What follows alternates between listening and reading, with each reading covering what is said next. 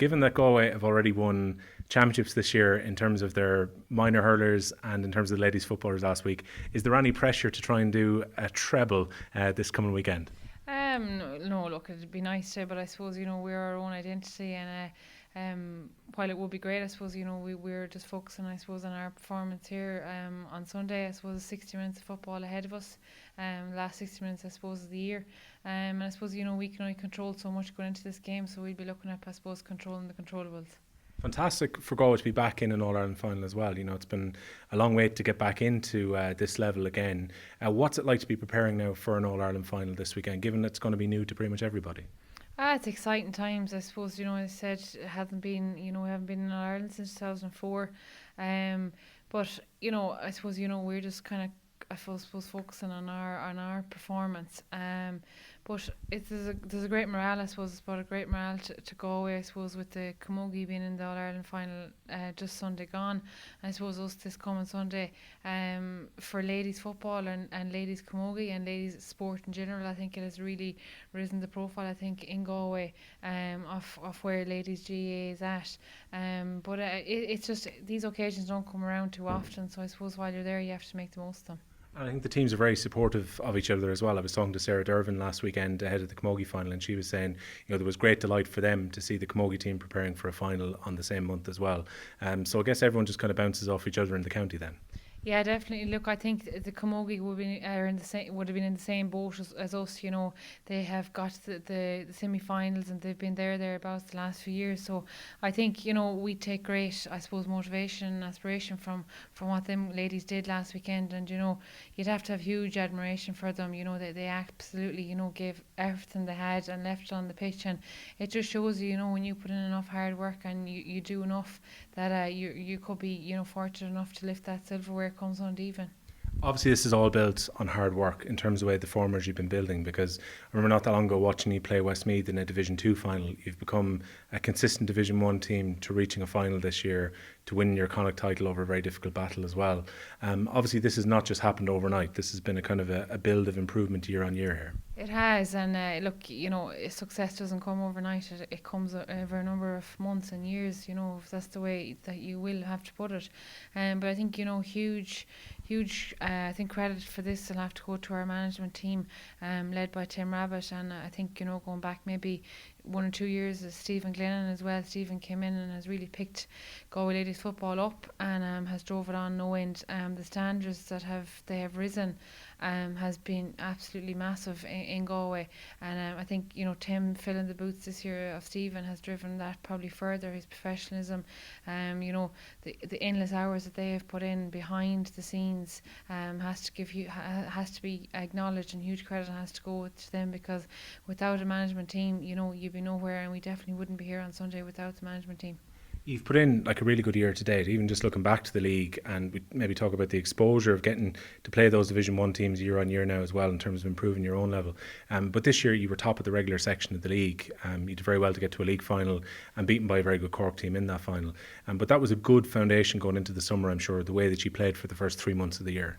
Yeah, I think it was something that I think we probably spoke at the start of the year, that we needed to. Consistency was a big thing, and I think that's when Stephen came in, that was something that we spoke about, that we needed in order to be successful and to get up there to the top teams, we needed to be putting in a solid performance, consistent performance. So something we looked at in the league, we looked at playing the game, improving the next day, and Sunday's going to be no different. We need to improve from our semi-final performance, and it's great in life. You learn a lot of lessons, and I suppose we look back at our first day of our Connacht final, and we learned a lot of lessons in that game. And it's good to learn these things, I suppose, because without making mistakes, you're not going to learn. And I suppose we made plenty of them as the year went on, but I suppose it's going to be minimising them mistakes now come Sunday.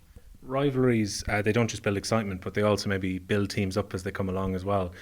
You've had some epic battles now with Mayo this year. That drawn game, the replay in Limerick, and then obviously an epic enough semi-final out here. In terms of just the intensity with which that semi-final was played with.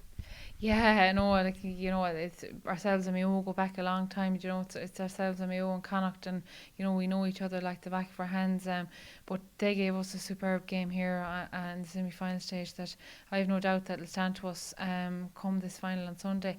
But you even go back to the first day in the Connacht final, the second day below in Limerick. There's been nothing between us, and I think huge credit has to go to the Mayo side and Mayo management. They have that team. They threw everything at us that day. But it was fair dues, I suppose, to our girls, and I suppose the character that we have built in the last few years that really stood to us on that day, and that we were able to dig deep and come out with a result on the day. Group stages, I'm sure, is no harm when you've got a provincial championship where it's run off as quickly as it is, to even get the extra games, to get to play Kerry and Westmeath before you roll into a quarter final. Having that replay as well, having those extra matches has probably helped this summer, has it? Very, yeah, definitely. When that was established, I think last year, especially for us in Connacht, getting usually we might have got a Connacht final and then you went straight into a qualifier game and maybe got bet. So you're training all the year and two games and you're gone. So I suppose our group stages last year and this year, having played Kerry and Waterford, they were two big games for us, and games that you can. Each game you're looking to improve, and by games you improve. So delighted that the structure has changed since of group games, because it gives more game time to players, and it also picks out, I suppose, areas of improvement. So the more games, the better. Talk to me about getting the experience here in Croke Park in the semi-final, because you're coming up against Dublin in terms of them as opponents. The last 6 years they've been here, they played a few league games here as well. They're very familiar with the surroundings. For you guys to get that extra game at Croke Park and a run out here before the final, are you hopeful that'll be a help for you? Yeah, it's definitely going to be a help. I suppose when we came in to face Mayo here, I suppose Mayo had got a run out in Mayo in Croke Park as well. I suppose they had played Dublin in the league here. But look, I don't think it's not going to play a huge factor in us. I think at the end of the day it's a game of football, and we're going to have to stick to our system and our process, and I suppose not deviating from that. And it's going to be putting in a hard shift. But I know our girls are well prepared for that and are well able for that. So it's going to come down to, I suppose, on the day who makes the fewer mistakes and who's willing to work the hardest. You're coming up against an outstanding team who are hoping to win 3 in a row this weekend as well. And they've been really good and putting up big scorelines again, for the best part all summer as well. How difficult is it to actually try and take on this Dublin team? Yeah, look, we're under no illusions. This is a formidable Dublin side. Huge respect goes to them, and they've been the standard bearers for the last few years now. But look, no more than ourselves, they were on the receiving end, I suppose, of hard losses before their dominance. I suppose before when Cork had the dominance. So you have to admire them. That sometimes the clock does turn. So while they're huge, you have to give huge respect for them and admire them a whole lot. I think we have bottled a lot in a few years. We've had a lot of mistakes made in the past, and you bottle it for days that are going to come ahead, and hopefully that we can express that maybe on Sunday. You're here doing the media, doing the photos today, doing everything ahead of this week. Do you just look forward to coming around to Sunday, 4 o'clock, getting out in that field and actually being in the middle of the game now?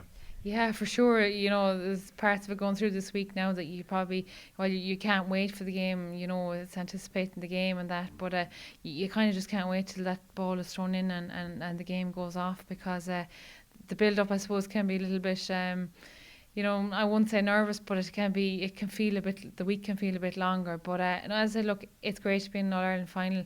These days don't come around too often, so I think you have to cherish them and make the most of it while you're there. Is it a tricky 3-week period though? Because I assume you bounce around to people that know you, your friends and family. They want to talk to you about the match. The match is coming up. You're at training. Everything is focused on how we're going to win the match. I'm sure this is fairly all-consuming in your life, even going into a week like this. It is. But I must say that, the weeks have flown, because I think with work then as well. I suppose work is a great side. It keeps you going Monday to Friday, and work is busy, which is great. But people mean so well. The support at home has been amazing. Around the communities, it's fascinating to see, and it's kind of until you see, I suppose, banners and people chatting to you at home that you do realise it's an All-Ireland final. And I suppose we're looking at it as another game for us this year, another performance that we need to put in, and a very good performance at that.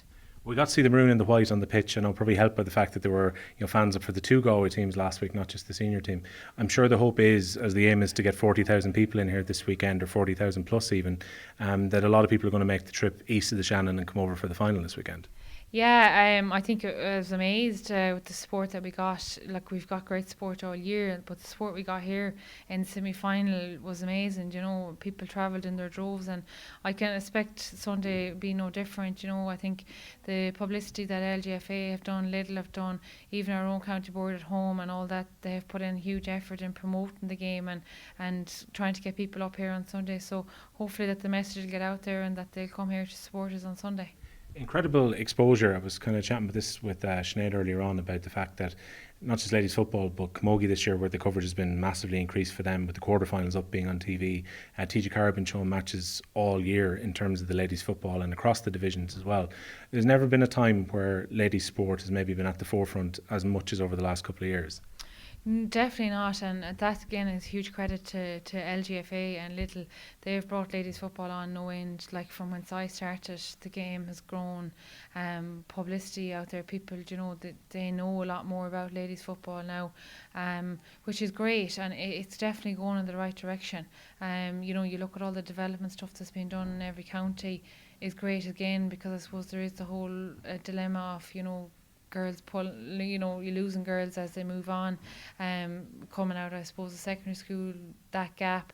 But the work that's been done at local level and at national level is huge, and it probably needs to keep going in that same way.